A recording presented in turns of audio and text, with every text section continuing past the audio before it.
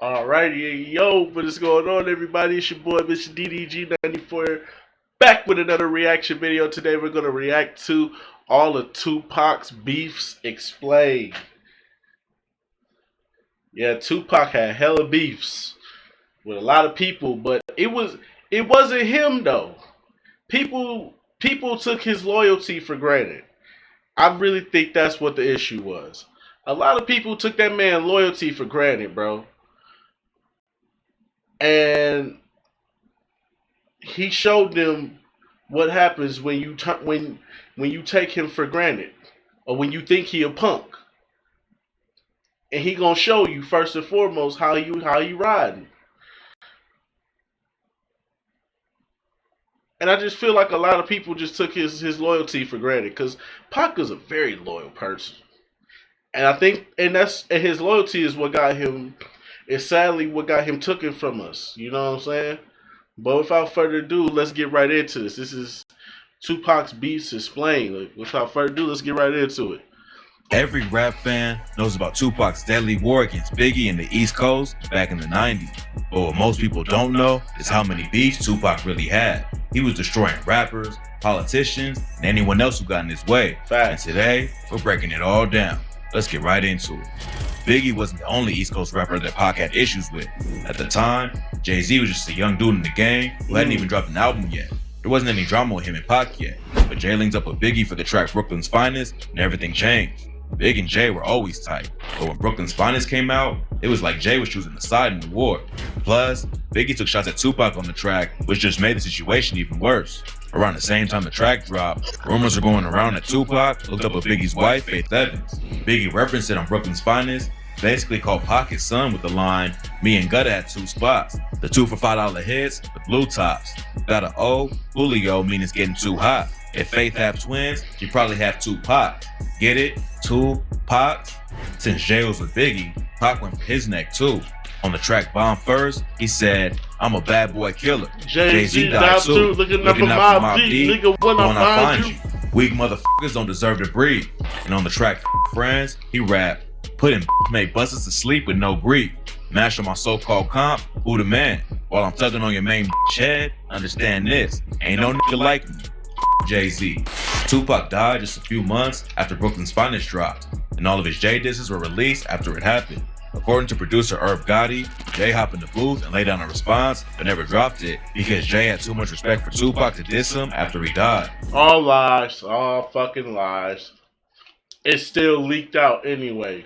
And then he tried to double back on it, saying like, "Oh, I made it before he died." Nah, nigga, you made that after he died. But you knew everybody on the East Coast was like, "Nah, don't do that." Big was like, "Nigga, if you diss Pac, I can't fuck with you." So everybody fell back. Lil' Kim even had a diss for Pac. And Big told everybody, "Don't do that. Don't do that. He gone now. He gone now." Showed that man some fucking respect. And everybody fell back. Everybody was like, "Nah, we ain't gonna keep doing this. You just saw what happened, man. We gotta stop this shit, man, for somebody else get hurt." It's all lies, though. We all know Jay-Z.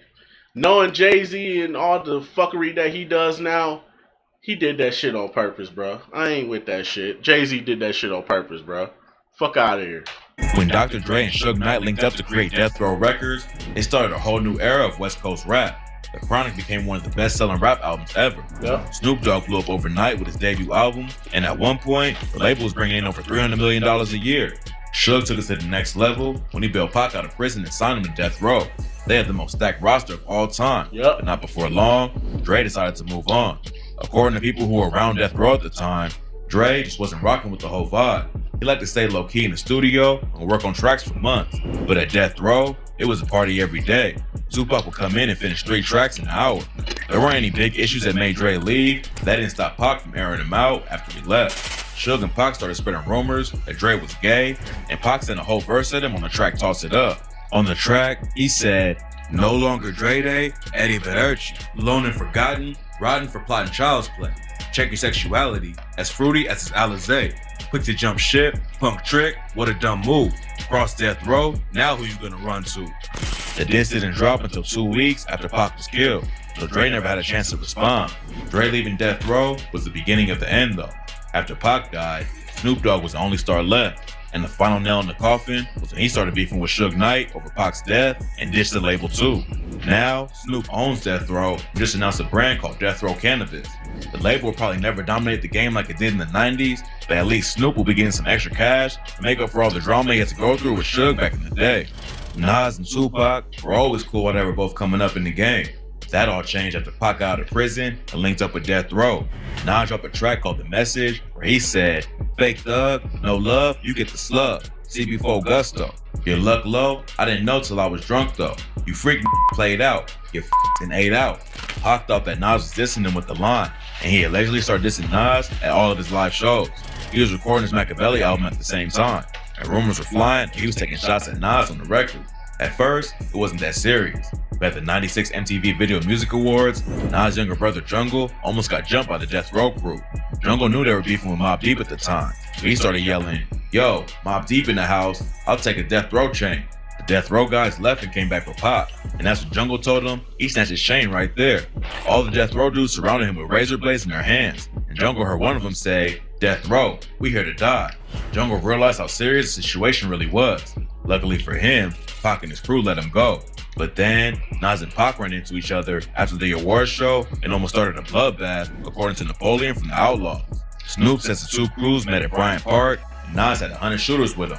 The way Napoleon tells the story though, both sides were evenly matched and everyone had guns on them. Pac and Nas walked right up to each other, and nobody knew it was about to go down. But instead of throwing hands or getting anyone killed, they just talked it out. Pac brought up the alleged diss from The Message, and Nas told him he heard about the Machiavelli diss. After they squashed it, they had plans to meet up in Vegas, but Pac was tragically killed before they had the chance. Tupac allegedly planned to take all the disses he had against Nas off the Don Illuminati, but he died before he could redo the verses. On Against All Odds, he said, "Lord, listen to me. God don't like ugly. It was written. Ayo Nas, your whole damn style is bitten." It turns out that Pac wasn't the only one ready to take the beef up a notch. Last year, an unreleased Nas track leaked where he took shots at Pac and said, "From tube socks and Timbs to blue rocks and Benz, who got the ends? The type of Tupac pretends. So all who shine, guess who got revenge? I won't showboat, my flow choke you." Nas and Tupac going back and forth with diss tracks could have been legendary, but they never had any real beef. The situation got tense at the MTV Awards, but luckily, they were able to squash it before Pac was killed. Biggie, Pac, and every other artist in gangster rap was a target of a civil rights activist named C. Dolores Tucker. Tucker hated rap. He even tried to get music stores to stop selling records. Pac clapped at her on tracks like How Do You Want It, where he raps, "See Dolores Tucker, you's a motherfucker. Instead of trying to help a you destroy." And now they censor that part, bro. If you listen to the updated version now on all these sites like Spotify, bro, they bleep her name out now, bro. They try to censor her name out now and shit. Probably some legal term, probably some legal shit behind the scenes. But bro, this song is like old as fuck. Why are y'all sitting up here bleeping out names and shit? Nah, let it ride out. Dolores Tucker, you's a motherfucker. Instead of trying to help a nigga, you destroy a brother. What's the others? Bill Clinton, Mr. Bob Dole. Too old to understand the way the game's told. You lame, so I gotta hit you with the hot facts. Come on, man. Let that shit ride out, man. That's Pac in his bag, man. Let that shit ride out, man. They on that whole shit. I hate it, bro. I hate how they censor out motherfuckers' names now and shit. I've been noticing that with a lot of old songs lately on these platforms and shit. Every time I listen to a song, bro, it seems like it got updated and they taking lyrics out, they censoring them. It's like, bro, no. Let them lyrics live on. Those lyrics are from a different time period. Stop trying to PC it up, bro. They ruining the good old days of music, bro, when people could say what the fuck they wanted, bro. Roy brother, worse than the others. Bill Clinton, Mr. Bob Dole. You're too old to understand the way the game's told. He had her out again on the track Wonder Why They Call You a and said, "Dear Mr. Dolores Tucker, keep stressing me, with a motherfucking mind. I figured you wanted to know. You know, why we call them And maybe this might help you understand. It ain't personal, strictly business, baby, strictly business. So if you wonder why we call you, you wonder why we call you big. After Pac died, Tucker tried to sue his estate for damages over the lyrics and said they caused emotional distress and invaded her privacy. The case was thrown out though, and it only made more rappers send shots at her in their music. On the track Church for Thugs, the game said, "Hatred in my soul" than Pac had for Dolores Tucker. Lil' Kim dropped the track rocking it and said, "See Dolores T? Screw her, I never knew her." Even Eminem sent a shot on the track Rap Game with the line, "Tell that C Dolores Tucker suck it." Beef with Pac turned out to be a pretty bad decision for Tucker. It just put her in the spotlight even more. Plus, it inspired a whole new wave of rappers to clown her whole movement. After Tupac got out of prison and signed a death row, he got tight with Snoop Dogg off the jump. But while Pac was going to war and sending shots at everyone who crossed him, Snoop was trying to leave the gangsta image in the past. In '93, Snoop was involved with the death of a dude named Philip Odomariam. They had some issues, and Odomariam allegedly put a gun to his head at a video shoot. Then one day, Odomariam tried to run Snoop out of his neighborhood, and Snoop's bodyguard ended up killing him. Snoop eventually beat the murder case, but the whole experience made him realize he wanted to switch up how he moved. He wanted to make peace with the dudes on the East Coast because he never had any personal issues with them. But Suge and Pac weren't on the same wave.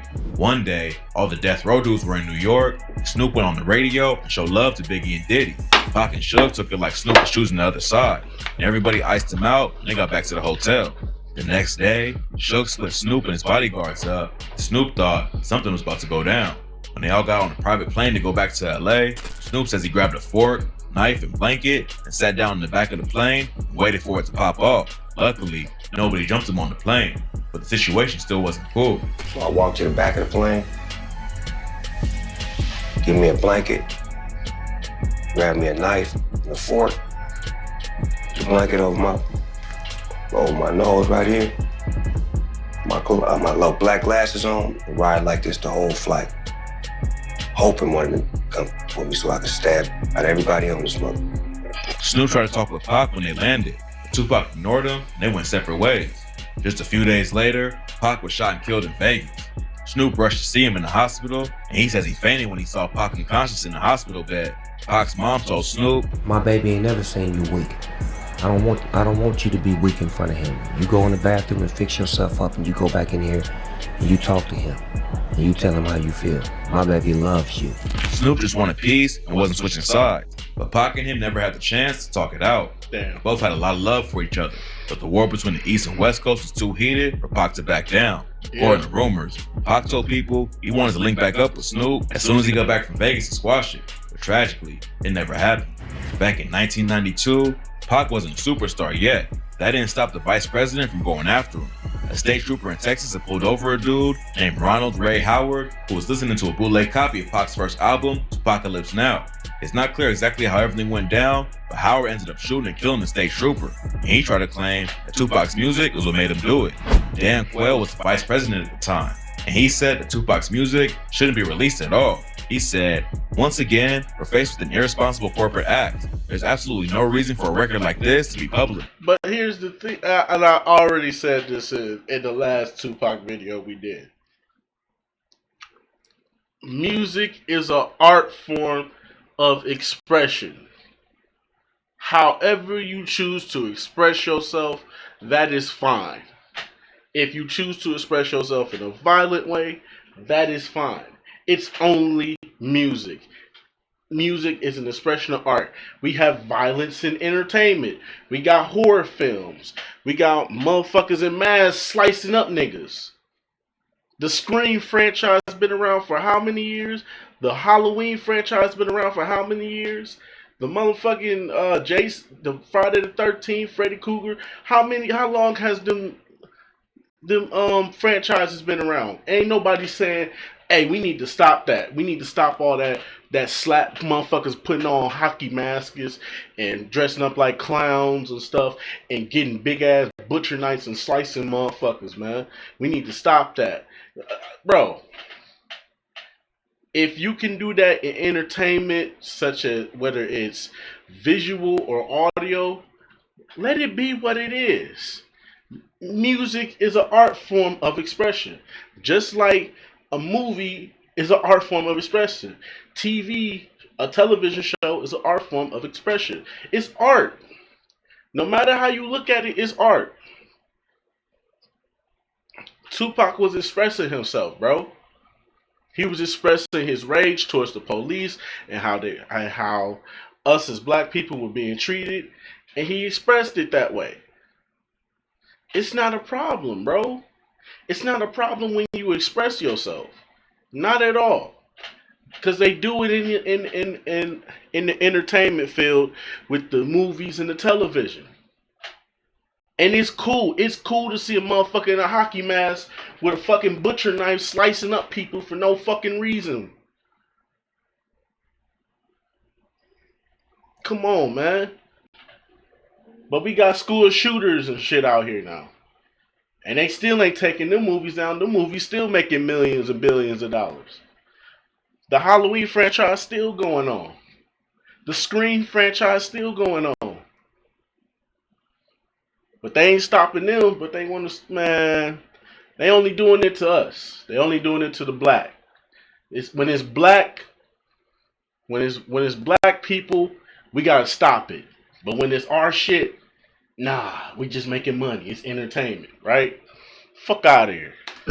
Tupac wasn't gonna back down from anyone, no matter how much power they had. And on the track Pete game, he clapped back with, got my hands on my Glock, eyes on the prize. First sucker jump, first sucker die. Give me mine, give me mine, give me mine, like I told you. Hard as a boulder, motherfucking soldier. Boom, bam, boom, it's a stick up. Vice President Dan Quayle, eat a dick up. Sending shots at other rappers is one thing, but Tupac took it to the next level. He dissed the second most powerful dude in the country at the time and came out on top. The night Tupac got shot at Quad Studios in New York changed history. Before then, he was tight with Biggie and a lot of other East Coast dudes, and there weren't any issues between California and New York. But after Pac got robbed and shot 5 times, everything changed. That night, he was hired by Jimmy Henchman to record a verse for a rapper named Lil Sean. According to rumors, Biggie was going to be on the track too and was in the same studio with Diddy at the time. Pac rolled up with his homie Stretch and 2 other dudes to the studio, and when they got in the lobby, 3 dudes rushed him with their guns out. Pac ended up getting shot 5 times, and the next day, he was convicted in a sexual assault case and got locked up. He started blaming all kinds of people for the situation, including his homies, Stretch and Biggie. Stretch and Pac met before the fame and had worked together on movies and music too. They were in the crew Thug Life together, but the Quad Studio shooting caused a split in their relationship that they never fixed. While he was in jail, Tupac did an interview where he accused Stretch of being involved with the robbery. He said, "I'm thinking Stretch is gonna fight." He was towering over those. From what I know about the criminal element, if come to rob you, they always hit the big first. They didn't touch Stretch. Stretch clapped back and said, "I ain't never going out like no but I ain't dumb. I ain't got no gun. What the am I supposed to do? I might be towering over but I ain't towering over no slugs." Another reason Pac had beef with Stretch is that he started hanging around Biggie after the shooting. But while Pac was locked up, Stretch was murdered in a drive-by. His death was never solved. Some people believe he was killed in revenge for the Quad Studio shooting. Another popular rumor is that he owed a major dealer over 10 bricks. A dude named Dexter Isaac eventually admitted to shooting Tupac that night at Quad Studio. And he says Stretch set the whole thing up. According to him, Jimmy Henchman paid Stretch a quarter brick of cocaine to set up the robbery. There's no evidence to back the story up, but it seems like Pac knew something was up with Stretch during the situation. Nobody knows how it all really went down though. And unfortunately, Pac and Stretch were both killed before they could squash the beef. Jimmy Henchman was a manager in the 90s and 2000s, but behind the scenes, he was also running a massive drug empire. Biggie allegedly warned Pac to stay away from him, but Pac didn't listen and allegedly got him shot. Henchman allegedly offered Pac's homie Stretch a quarter brick of cocaine to set it up, and Pac aired him out on the track against all odds. He said, "And did I mention, promise to pay back Jimmy Henchman in due time. I know you listening, the whole world is mine. Set me up, wet me up, suck me up. Heard the guns bust, but you tricks never shut me up." Pac never got the opportunity for payback, but eventually, the feds caught up to Henchman, and he's serving 2 life sentences for drug trafficking and murder right now. According to reports, Henchman finally confessed to being involved with the Quad Studio shooting in 2012, which backs up what the shooter said about the situation. Dexter Isaac told All Hip Hop that Henchman was behind it all and that Stretch was involved too. Still not clear exactly why it all went down like that, and we'll probably never get the full story. Stretch died in '96, and the case will never go to trial since the statute of limitations is up. What we do know is that night in Quad Studios changed the entire industry. Chino XL is a rapper from the Bronx who was popping off in the 90s. He's known for name dropping for clout, and on his track Riot, he called out Pac and said, "Governmentally engineered like Ebola for this rap garage sale. By this industry, I'm trying not to get like Tupac in jail." Tupac clapped back on the track, hit him up, and said, "Chino XL, you too. All you you too. All y'all motherfuckers, you. Die slow. My 44 make sure all y'all kids don't grow." Then Chino went on Mr. Magic, Mr. C's radio show, spit a whole freestyle diss at Pop. He said, "How many pray that Chino's a failure? Still have lipstick on your back, Suge didn't bail you. Break your glass jaw, leaving you singing like Mahalia. Approach this. Watch the East Coast get sick and approach this. Might grip tight like roach clips, till I roast Tupac's whole shit." After he linked up with Suge and Death Row, Tupac wasn't really squashing a lot of beef, but luckily, Chino and him were able to link up and settle everything before he died. According to Chino, they ran into each other on Venice Beach, and Chino told Pac he didn't mean to upset him like that. Chino said he was always a fan of Pac, so when they had a chance to chop it up, it was all love. Pac was going to war against everyone at the time, so the fact that he squashed everything— Nah, nigga, you said all that shit, and then you see the nigga in person, then you hoe up. If I'm Pac, I'm whooping your ass. Cause you putting a fucking rumor out there about my manhood. And I don't take too lightly to that, my nigga. Cause if I'm Pac in that situation, I'm beating your motherfucking ass. It's on site. I don't give a fuck, nigga. You disrespecting my manhood as a man. And then when I see you in person, you bitch up on site. See, I'm gonna beat your ass. And then I'm gonna go to the studio, I'm gonna make a record, I'm gonna laugh about it. Nah, bro, you a hoe. You a hoe, bro. The fuck you mean, nigga? You disrespecting my manhood, bro. You saying I'm getting fucked in jail and shit? Hell no, bro. If I'm Pac, I'm beating your ass, nigga. It's not even a question, bro. You questioning my fucking manhood. thing with Chino just proves it was never a real beef like what was going on with him and Biggie. Nah, bro, it's just, bro, it's two rules that I live by. It's two rules that I live by, bro. And I keep these two rules on me so that way I don't end up going to jail doing stupid shit for going to jail for no stupid shit. So I have these two rules. It's two rules. Don't fuck with my family and don't test my manhood. Don't test my integrity as a man. If you test my integrity as a man or fuck with my family, I'm gonna fuck you up. Those are the only two reasons for me to ever go violent.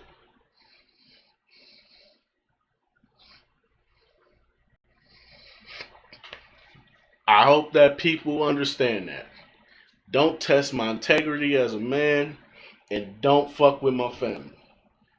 You break any of them two codes, you step over any of them two lines, it's violence on sight.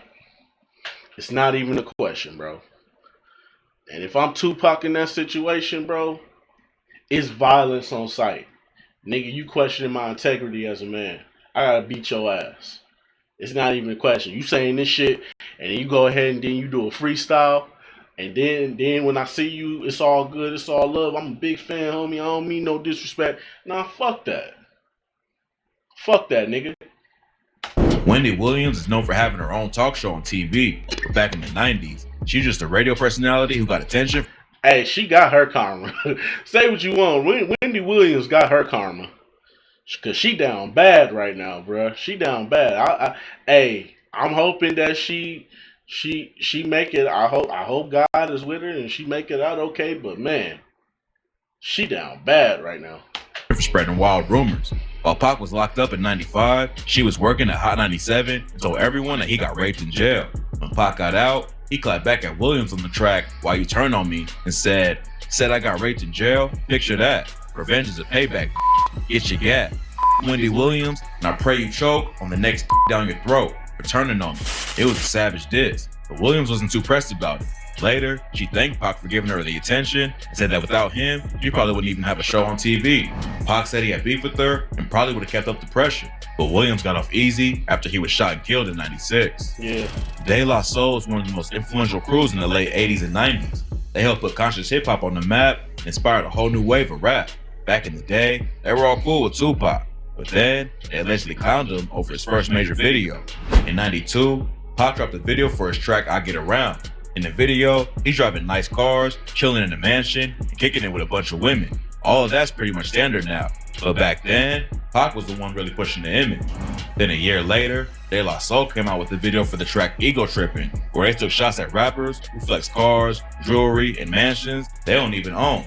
The video even had a bald-headed rapper wearing a gold chain like Tupac, and Pac thought his homies were throwing shade at him. It wasn't even a beef at first. De La Soul and Pac had a conversation about it, and they told him it wasn't meant as a diss. Everything was cool for a while, but in '96, De La Soul dropped the album Stakes Is High, and allegedly took shots at Pac's homies, Naughty by Nature. Naughty by Nature is another New York rap crew formed by Vin Rock, DJ KG, and Treach. Pac was cool with all of them, but him and Treach were super tight. And on the intro track to Stakes Is High, Pac's newest from De La Soul said, "A fresh linen scent, so sniffer on the 2-inch. A talker of the verb without weed influence. So stick to your Naughty by Natures, and you came. Cause graffiti that I based upon the wax is insane." De La Soul and Naughty by Nature were always cool too, but this track sparked a major beef that allegedly ended with Treach running up on stage and throwing hands with Paz Nuos. Tupac wasn't gonna let the disrespect fly, and on the track Against All Odds, he rapped, "All you old rappers trying to advance. It's all over now. Take it like a man.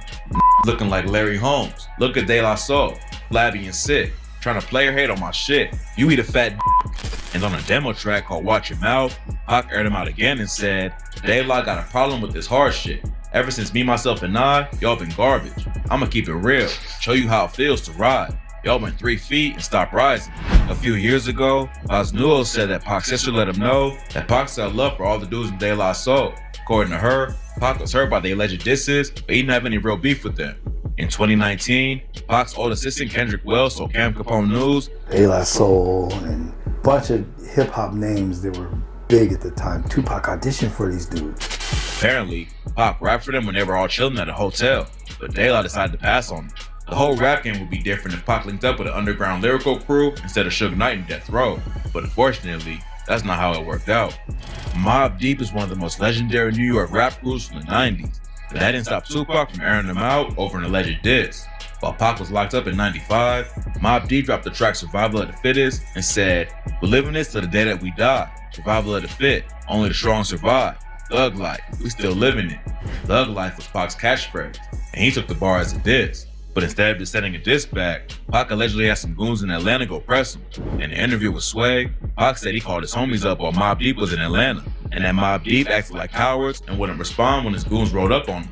Then Pac took the disrespect to a new level when he dropped Hit 'Em Up and clowned Prodigy from Mobb Deep for having sickle cell anemia. On the track, he said, "Oh yeah, Mobb Deep, huh? You wanna f with us? You little young ass motherfucker. Don't one of you got sickle cell or something? You f***ing with me, you f*** around and have a seizure or a heart attack. You better back the f*** up before you get smacked the f*** up." Mobb Deep clapped back with Drop a Gem on them and said, "It's too not. Knocked out the box and got rocked. Got raped on the island. You officially got. Kick that thug shit. Buy a magazine on some love shit. Keep it real, kid. You don't know who you f***ing with." Tupac died just 2 weeks later, didn't have time to respond. Havoc from Mobb Deep said Pac dissing them was actually a good thing because he just gave him more attention. It's not clear if Pac actually sent dudes after them or not, but Havoc says they never even saw Tupac in person. Back in 2012, Prodigy had an interview with ThisIs50.com where he said, "I wanted to kill that jump him, cut him, shoot him, all that shit." The situation was getting serious. But after Pac died, Mobb Deep actually pulled Drop a Gem on them from the radio. They kept the track on the album, but taking it off the radio shows that even Pac's enemies had a lot of respect for him at the end of the day. LL Cool J is a legend in the game, but he's not really known for beef. That all changed back in '95 though, when he dropped the track I Shot Ya with Prodigy, Keith Murray, Foxy Brown, and Fat Joe. According to people around him at the time, Pac was paranoid that everyone was against him after he got set up and shot at Quad Studios. I Shot Ya wasn't even a diss at him, but Pac still thought LL Cool J and everyone else on the track was sending shots. After the track came out, Keith Murray ran into Tupac and his crew at the House of Blues, and they almost got into a knife fight. Murray told the Breakfast Club that one of Pac's homies walked up and asked him about the track, and Pac came over too. Pac told Murray he thought the track was about him, but Murray calmed the situation down and everything was cool. Murray says everybody had knives on him that night, and the situation could have gone left at any second. But luckily, nothing popped off and everyone made it out alive. Rap fans know about Pac and Biggie going to war and bringing the whole East and West Coast into it. But what a lot of people don't realize is that they were actually tight back in the day. They linked up for the first time after Biggie had a local drug dealer in LA set up a meeting with Pac, and they hit it off from the jump. Pac was already popping off, and he would bring Biggie out on stage with him in New York, and when Big would come out west, Pac let him crash on the couch. Pac even allegedly tried to get Biggie to join his Thug Life crew, but Big wanted to start his own wave and create a Junior Mafia instead. Biggie and Pac recorded a few tracks together and plan on doing more. Nah, that's not what happened.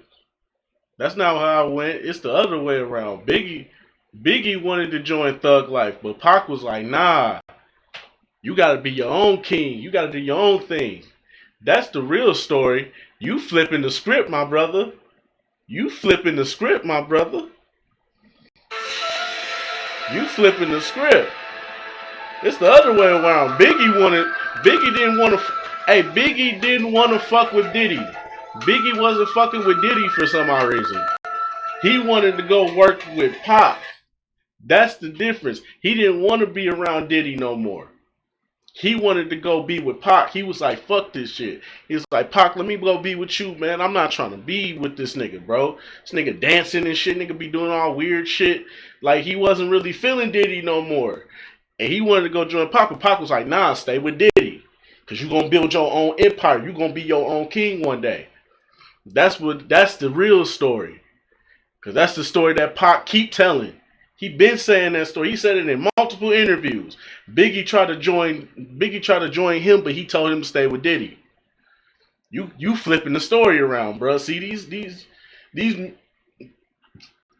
fucking YouTube channels, bro. They be trying to flip the script, bro. Nah, bro. Nah. But then Tupac was robbed and shot at Quad Studios, and everything changed. According to some reports, Biggie and Diddy were in the studio that night when it went down, and Pac started to believe they were involved. Pac got locked up before anything could happen, but then Biggie dropped the track, Who Shot You? On the track, he said, Who shot you? Separate the weak from the obsolete. Hard to creep in Brooklyn streets. It's on fuck all that bickering beef. And I switches all that. G's up. One false move, get switched cheesed up.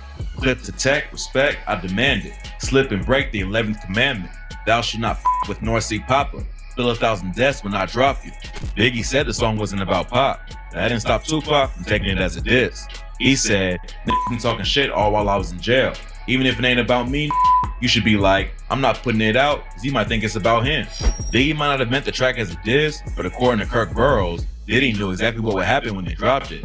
Burroughs is the former president of Diddy's Bad Boy record label. And he says Diddy wanted Pac and Biggie to beef because it would sell more records. The situation was already heating up, and Suge Knight made the war official at the '95 Source Awards. He had just linked up and made a deal with Pac, and Suge got on stage to call out Diddy and the whole East Coast. Questlove called it the day that hip-hop died. After that night, it was war. A month later, Suge's homie Big Jake was allegedly murdered by Diddy's bodyguard. Then Snoop Dogg's trailer was shot up while he was filming in New York. Pac already had issues with Big and Diddy over the whole Quad Studio situation. But now, the beef was on a whole new level. Then Pac dropped Hit 'Em Up and aired out Biggie, Diddy, and everyone else who wasn't rocking with him. He opened the track with, first off, your bitch and the clique you claim. Westside when we ride, come equipped with game. You claim to be a player, but I fucked your wife. We bust some bad boys, nigga fuck for life. Plus Puffy trying to see me, weak hearts I rip. Biggie Smalls and Junior Mafia, some mark ass bitch. Then Pac called Diddy out and said, Puffy weaker than the fucking block I'm running though, and I'm smoking Junior Mafia in front of you. Biggie's crew wanted to. Damn. So Tupac is the originator of smoking packs. No, that says a lot. Tupac is the originator of smoking packs. That nigga said we smoking Junior Mafia.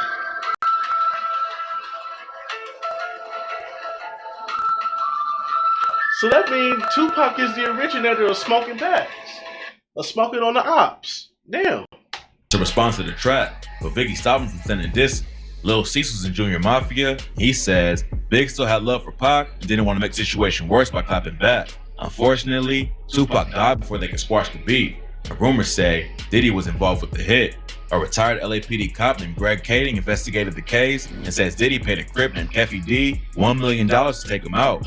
According to Kading, Diddy was running scared after his bodyguard allegedly killed Suge Knight's homie. Suge was trying to get back, and Diddy decided to beat him to the punch. Kading thinks that Suge and Tupac were both supposed to be killed, but Keffy missed Suge and only murdered Pac. After Pac died, Suge allegedly knew Diddy was behind the shooting, and 6 months later, Kading says he paid a dude named Poochie $13K to kill Biggie in LA.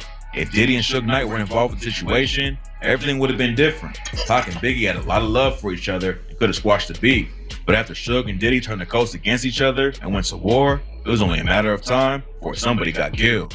Most people know Xzibit as a dude who used to host Pimp My Ride. He came up as a battle rapper in New York and almost sparked a beef with Tupac back in the day. On the track How Do You Want It, Tupac said, "All I want is money, the fame. I'm a simple man." A few months later, Xzibit dropped the track Paparazzi and rapped, "Only for the money and the fame. It's a shame.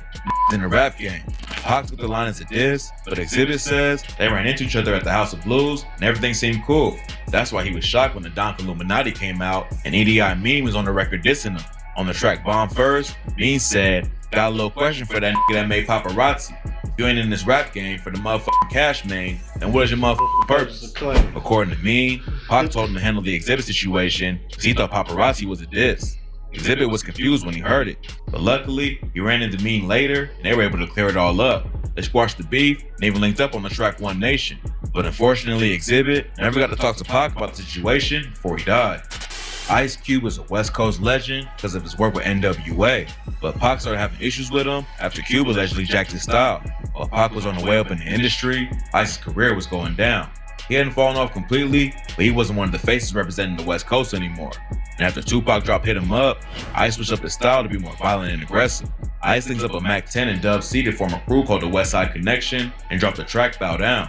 A lot of people thought Ice was trying to rap like Pac. And in an interview with Rob Marriott, Tupac said, I dig Ice Cube. I looked up to him. But because I looked up to him and I studied his style, mastered his shit, I know what he's doing is wrong. Either shit ain't selling, so now he's going on the war shit. According to DJ Assassin, that wasn't the only issue Pac had with Ice Cube. Tupac wanted his friend Yo-Yo to hop on this track Dear Mama, but she was on a Cube's label and he allegedly blocked her from working with Pac. Assassin said Pac was heated over the situation, but it never blew up into a real beat. Rumors say Pac planned on dropping a diss track just aimed at Ice Cube, but he was killed before it dropped. It's not clear if Ice was really trying to copy Pac, but he's lucky that the diss never got out. Pac wasn't afraid of beefing with anyone, not even the most famous pop star of all time. According to Napoleon from the Outlaws, Pac was supposed to link up and record a track with Michael Jackson. He says Pac was stoked about getting the call and told his whole family he was going to be working with MJ, but the situation didn't turn out like it was supposed to. Pac went to the studio to record. When he showed up, Jackson wasn't there. The record label dudes wanted Pac to just lay down his verse without even meeting MJ, but Pac took it as a sign of disrespect and left the studio. That's not the only story about Pac and MJ. According to QD3, who produced Pac's track To Live and Die in LA, Pac tried to get MJ on his track Thug Nature. But by that time, Jackson had already linked up with Biggie on the track This Time Around. He didn't want to switch sides in their beat. A singer from Death Row named Danny Boy called QD3's story cap though. According to him, MJ was a huge fan of Pac, and Suge was tight with his whole family. So there's no way Jackson decided not to work with Pac over the Biggie situation. Another wild story about MJ and Pac comes from a comedian named Boo Capone. He says that while Pac was dating Kadada Jones, he threw hands with Michael Jackson after seeing Kadada on his lap at a party. There's no evidence to back any of the rumors up though, so it's tough to say exactly what they thought about each other. One thing's for sure though, a Tupac and Michael Jackson collab probably would have broken Billboard records. Facts. That shit would have did numbers. But Michael Jackson acting like he too big to come to the studio. Come on, man. It's Pac. You gotta come to the studio. You know Pac is. Pac is a nigga that feed off energy, bro. Man, come on, Mike. You know you could have popped up in that studio, man. You couldn't have been that busy now. You asking Pac to jump on a song. You asking Pac for a collab, the least you could do is show up for that, man. That man is, you know, man. Anyways, though, man, that's just gonna about wrap it up, man. I'll see y'all in the next video, man. Tell me what y'all think down in the comment section below. I'll get back to you. Till then, peace out.